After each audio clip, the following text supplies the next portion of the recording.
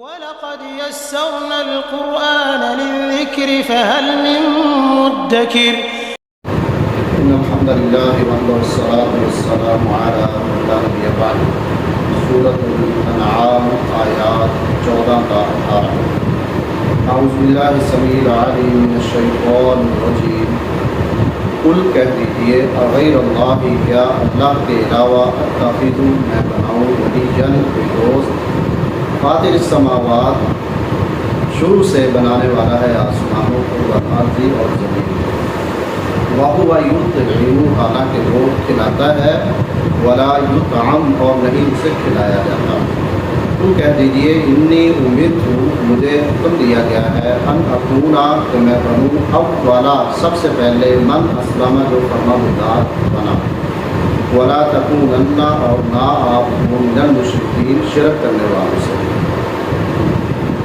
قل کہہ دیجئے انی اخاف یقیناً میں ڈرتا ہوں ان عصیت ربی اگر میں نافرمانی کروں اپنے رب کی عذاب یوم عظیم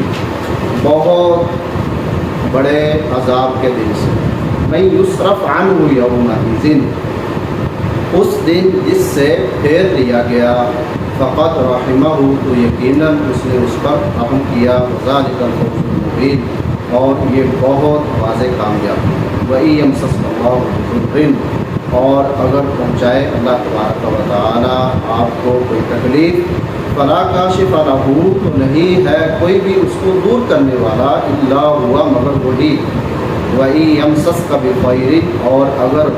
پہنچائے آپ کو کوئی بھلائی فَهُوَ عَلَى كُلِّ شَيْءٍ قَدِيرٌ تو وہ ہر چیز پر مکمل اختیار رکھنے والا ہے وَهُوَ الْقَاهِرُ اور وہ غالب ہے فوق عبادہ اپنے بندوں پر وَهُوَ الْحَكِيمُ الْخَبِيرُ اور وہ بڑا کمال حکمت والا اور بہت خبر رکھنے والا ہے ان آیات میں اللہ تبارک و تعالی نے اپنا الہ ہونا معبود ہونا وہ ثابت کیا ہے اور اس کے ثبوت کے لیے بہت سے دلائل بھی دیے ایک تو دلیل یہ تھی آپ صلی اللہ علیہ وسلم کے ذریعہ سے یہ کہلوا دیا گیا کہ اے نبی صلی اللہ علیہ وسلم آپ ان کے سامنے اپنا عقیدہ ظاہر کریں اللہ تبارک و تعالیٰ کے مطابق کہ ان کی کوشش یہی تھی مشرکین مکہ کی کہ آپ صلی اللہ علیہ وسلم کو اس راہ سے پھسلا دیا جائے اور اس کے لیے انہوں نے بہت ساری سازشیں کی اور مل بیٹھ کر بھی بات کرنے میں انہوں نے پروگرام بنایا کہ آپ کی باتوں میں آپ کی دعوت میں ذرا لچک آ جائے اور یہ ہمارے بتوں کے متعلق جو مخالفت آپ کی طرف سے آ رہی ہے یہ کم ہو جائے یا بالکل نہ ہو تو اس پر انہوں نے ایک پروگرام بنایا ہے اب اس کا یہ جواب دیا جا رہا ہے کہ اے نبی صلی اللہ علیہ وسلم انہوں نے تو اللہ تبارک و تعالیٰ کے علاوہ اپنے کارساز بھی بنا لیے معبود بھی بنا لیے لیکن آپ اپنے مشن پر قائم رہیں اور اپنی دعوت کو ان کے سامنے پہنچائیں اور اپنے عقیدے کا اظہار کریں کہ کیا میں اللہ کو چھوڑ کر کوئی معبود بنا لوں وہ اللہ کہ جس نے آسمان و زمین کو شروع سے بنایا ہے کوئی ہے دنیا میں ایسا کہ جس نے یہ دعویٰ کیا ہو کہ میں زمین بنانے میں میرا ہاتھ ہے آسمانوں کو میں نے بنایا ہے یہ سورج چاند ستارے سارا نظام چل رہا ہے ہوا ہمیں محسوس ہوتی ہے پانی ہے اس سے زمین پر آسمان سے بارشیں آتی ہے ان پر کسی کا کوئی اختیار ہو کسی نے کبھی یہ دعویٰ کیا ہے یہ دعویٰ تو اللہ تبارک و تعالیٰ اپنے متعلق کرتا ہے اور ایسا دعویٰ ہے کہ اس کو کوئی جھٹلا بھی نہیں سکتا تو یہ چیز ایسی بیان کر دی کہ جو ہر ایک کو نظر آنے والی اس پر غور و فکر کرنا اور سمجھنا یہ ہمارا کام ہے تو وَهُوَ يُطْعِمُ وَلَا يُطْعَمُ اب دوسری بات کیا کہی کہ وہ کسی کا محتاج نہیں ہے وہ تو کھانا دینے والا ہے لوگوں کے لیے اسباب پیدا کرنے والا ہے اب لوگوں کے لیے اسباب پیدا کرنے والا کون ہے اللہ تبارک و تعالیٰ ہے انسان نکلتا ہے اس کے ذہن میں جو ہے اس کے مطابق وہ نیت کرتا ہے آگے سبب بنانا یہ اللہ کا کام ہے اور اللہ تبارک و تعالیٰ نے ایک دوسرے کے ساتھ سبب بنائے ہوئے ہیں تو ان پر بھی مکمل اختیار اسی کا ہے اور وہی ہر چیز کے متعلق فیصلہ کرنے والا ہے، تو کھانے کا انتظام اللہ تبارک و تعالیٰ اپنی مخلوق کا کرتا ہے۔ یہ نہیں ہے کہ اس نے بنا دیا اور اس کو علم نہیں ہے، تو اس کی روزی کا اہتمام اللہ تبارک و تعالیٰ نے خود اٹھایا ہوتا ہے۔ ہاں انسان کسی پہ ظلم کرتا ہے کہ اس کا جو حصہ اس کے ہاتھ میں ہے نا وہ روک لیتا ہے۔ اللہ تبارک و تعالیٰ نے ہر ایک کا حصہ اس کے لیے واپس اس دنیا میں رکھا ہوا ہے، اس زمین پہ رکھا ہوا ہے۔ اللہ کی طرف سے خزانوں میں کوئی کمی نہیں، انسان کی طرف سے ہی ظلم ہوتا ہے، تو ظلم سے اللہ تبارک و تعالیٰ نے منع کیا ہے۔ جس کا جو بنتا ہے اس کے مطابق اس کو دے دیا گیا۔ ولا یطعم، وہ کسی کا محتاج نہیں، وہ تو سب کو دینے والا ہے۔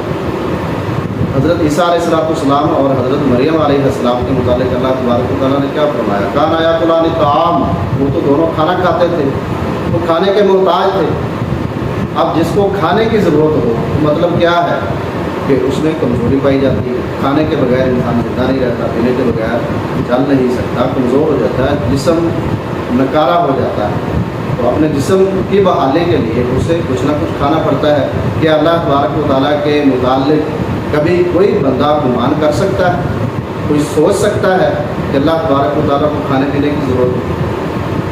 تو یہ کمزوری سے اللہ تبارک و تعالیٰ پاک۔ انسان ہونے کے ناطے سے تمام انبیاء کرام کو ان چیزوں کی ضرورت ہوتی تھی، کھاتے پیتے تھے۔ تو اب آپ صلی اللہ علیہ وسلم سے یہ کہا جا رہا ہے کہ آپ اعلان کر دیں انتظام کہ مجھے تو اللہ نے یہ حکم دیا ہے کہ جو اللہ کی طرف سے پیغام آئے اس کو سب سے پہلے قبول کرنے والا میں ہوں، اور میں اس بات کے لیے ہر وقت تیار ہوں۔ اسی طرح آپ صلی اللہ علیہ وسلم سے یہ کہا جا رہا ہے وَلَا تَكُونَنَّ مِنَ الْمُشْرِكِينَ، آپ ان کی باتوں میں نہ آئیں، اور رسول اور نبی وہ ہمیشہ شرک کی نفی کرے گا، شرک والوں کا ساتھ نہیں دے گا۔ تو اس میں ہمیں سمجھانا مقصد ہے وَلَا تَكُونَنَّ مِنَ الْمُشْرِكِينَ، اور پھر آپ صلی اللہ علیہ وسلم کے ذریعہ سے یہ کہلوایا جا رہا ہے کہ آپ ان کو یہ بھی کہہ دیں کہ میں بھی اللہ کا محتاج ہوں۔ انی اخاف ان عصیت ربی، میں بھی اپنے دل میں خوف رکھتا ہوں اپنے رب کا کہ اگر میں نافرمانی کروں تو پیغمبر تو معصوم الخطا ہے، اس سے کوئی غلطی نہیں ہے، لیکن اس طرح کہلوا کر ہمیں سمجھانا مقصد ہے اللہ کا کہ جہاں پیغمبروں کا اللہ تبارک و تعالیٰ نے ذکر کیا تو فرمایا وَقَالُوا لَنَا خَاشِعِينَ، یہ پیغمبر اللہ کی بات کرتے تھے اپنے دل میں خوف رکھتے ہوئے اور اللہ کی رحمت کی طلب رکھتے ہوئے،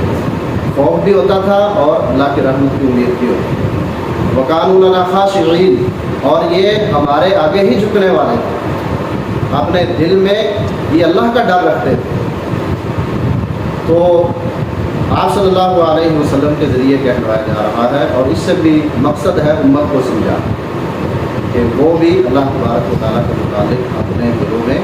ڈر رکھے، ہر وقت اس کے عذاب سے بھی ڈرتے رہیں اور اس کی رحمت کی جستجو اور امید بھی اپنے دلوں میں قائم رکھے، رحمت سے نا امید بھی نہیں ہو۔ آگے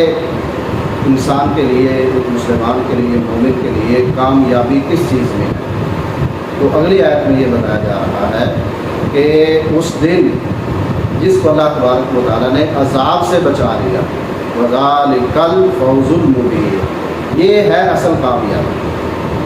تو اصل کامیابی اسی میں ہے کہ انسان اللہ کی پکڑ سے بچ جائے، گناہوں سے دور رہے، اگر ہو گناہ تو اللہ تبارک و تعالیٰ سے معافی مانگے، توبہ کرے، اللہ تعالیٰ معاف کرنے والا ہے۔ تو یہ بہت بڑی کامیابی ہے۔ اگر پھر مزید اللہ تبارک و تعالیٰ نے اپنا قادر مطلق ہونا، ہر طرح سے با اختیار ہونا وہ بیان کیا ہے، اور فرمایا وَإِن يَمْسَسْكَ اللَّهُ بِضُرٍّ فَلَا كَاشِفَ لَهُ إِلَّا هُوَ۔ اے نبی صلی اللہ علیہ وسلم، اگر آپ کو اللہ تبارک و تعالیٰ کوئی تکلیف دے، کسی مصیبت میں، کوئی پریشانی میں مبتلا کر دے، تو اس سے نکالنے والا کون ہے؟ یہ آپ نے ہی بتانا ہے اپنی امت کو، یہ آپ نے عقیدہ دینا ہے کہ اگر تمہیں کوئی پریشانی آئے، کوئی مصیبت آئے، کوئی دکھ تکلیف، رزق میں تنگی، تو اس کو کشادہ کرنے والا کون ہے؟ اللہ ہوا، اللہ تبارک و تعالیٰ ہے۔ یہ عقیدہ توحید کے ان واضح الفاظ کے ساتھ شرک کی جڑ کاٹ دی گئی۔ بہت واضح دلیل ہے یہ قرآن مجید کی آیت کہ غیر اللہ اس بات میں کوئی اختیار نہیں رکھتے، صرف اللہ تبارک و تعالیٰ ہی اس بات پر مکمل اختیار رکھتے ہیں۔ سورہ انعام آیت نمبر 17 بہت واضح عقیدہ بتایا گیا کہ غیر اللہ کے اختیار میں یہ چیز نہیں ہے۔ دکھ تکلیف مصیبت پہنچانے والا بھی اللہ تبارک و تعالیٰ ہے، اور فرمایا کہ اس کو دور کرنے والا بھی اللہ تبارک و تعالیٰ۔ وَإِن يَمْسَسْكَ بِخَيْرٍ، اور دوسری طرف بھلائی ہے، کامیابی ہے، کامرانی ہے، فوز و فلاح ہے، دنیاوی کامیابیاں ہیں، اخروی کامیابیاں ہیں، تو وہ کون دینے والا ہے؟ وَإِن يَمْسَسْكَ بِخَيْرٍ فَهُوَ عَلَىٰ كُلِّ شَيْءٍ قَدِيرٌ، تو وہ بھی اللہ تبارک و تعالیٰ کی ہی ذات ہے، کیونکہ وہ ہر چیز پر قادر ہے۔ وَهُوَ الْقَاهِرُ فَوْقَ عِبَادِهِ وَهُوَ الْحَكِيمُ الْخَبِيرُ، اور اللہ تبارک و تعالیٰ اپنے بندوں پر مکمل غلبہ رکھنے والا ہے، با اختیار ہے، تو اس کی قدرت سے، اس کے اختیار سے کوئی بھی بندہ باہر نہیں ہے، اور وہ حکمت کے لحاظ سے بھی بہت کمال والا ہے، اور خبر رکھنے کے لحاظ سے بھی بہت کمال درجے پر ہے۔ اللہ تبارک و تعالیٰ ہمیں ہدایت اور اس کے مطابق عمل کی توفیق عنایت فرمائے۔ وما علیہ الا البلاغ۔